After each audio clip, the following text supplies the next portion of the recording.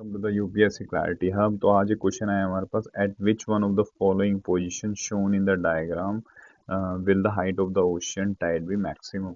सो इस क्वेश्चन का मैं तुम्हें कॉन्सेप्ट समझाता हूँ, उसके बाद just you have to answer in the comment section, okay. और मैं उसको पिन कर दूंगा कि दैट इज राइट और रॉन्ग, और कॉन्सेप्ट समझने के बाद you are able to answer, that is 100%, okay.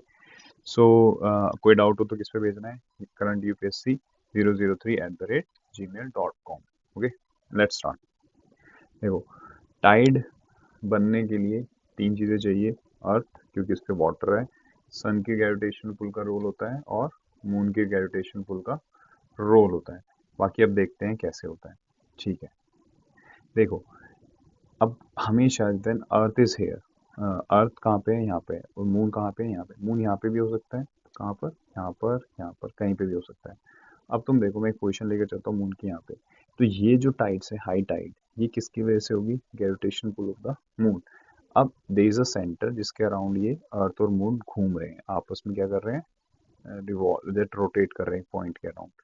तो तुम्हें पता होना चाहिए कि जो क्लोज है ये आपस में क्या करेंगे, एक दूसरे पे ग्रेविटेशन फोर्स लगाएंगे, उसकी वजह से क्या होगा, जो यहाँ पे वाटर होगा उस पर भी ग्रेविटेशन फोर्स लगेगा, और उसकी वजह से यहाँ पे क्या जनरेट हो जाएगा, हाई टाइड। सेम अब आप देखो कि अपोजिट में क्या लग रहा होगा, सेंट्रीफ्यूगल फोर्स लग रहा होगा, तो उसकी वजह से यहाँ पे भी क्या होगा, जनरेट क्या होगा, हाई टाइड। अब ये दोनों हिस्सों पे हाई टाइड जनरेट हो गया, तो उसको कंपनसेट करने के लिए यहाँ पे क्या होगा, यहाँ पे जनरेट होगा लो टाइड।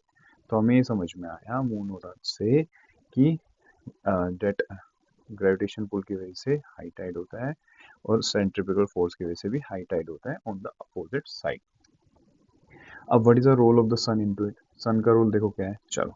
सन क्या कर सकता है, रोल ऑफ द सन क्या है, वो इंक्रीज कर सकता है मून की ग्रेविटेशन पुल, और क्या कर सकता है, डिक्रीज कर सकता है, और क्या कर सकता है, डिक्रीज कर सकता है मून की ग्रेविटेशन पुल। अब तुम खुद बताओ, सन की ग्रेविटेशन पुल मून की ग्रेविटेशन पुल को कैसे इंक्रीज कर सकता है। चलो देखते हैं। देखो, अगर मून और सन अगर एक ही लाइन में है, तो उसकी वजह से ऑब्वियसली क्या होगा, ग्रेविटेशनल पुल क्या होगा, इंक्रीज हो जाएगा। उसकी वजह से यहाँ पे टाइड में 100% कुछ ना कुछ चेंज आएगा, and that will be maximum, ठीक है। अब ये देखो, अगर सन कहाँ पे है, यहाँ पर, ठीक है, और मून का है 90 डिग्री पर है, तो यहाँ पे जो ग्रेविटेशन पुल क्या करेगा, जो सन होगा वो डिमिनिश करेगा gravitation pull of the moon.